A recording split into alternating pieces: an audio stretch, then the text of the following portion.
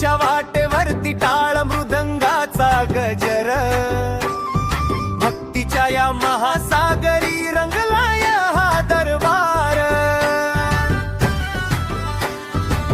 निघाला रथ बार्शीचा भगवंत राजाचा आज, भक्तीच्या या उत्सवात अवघे नतमस्तक आज।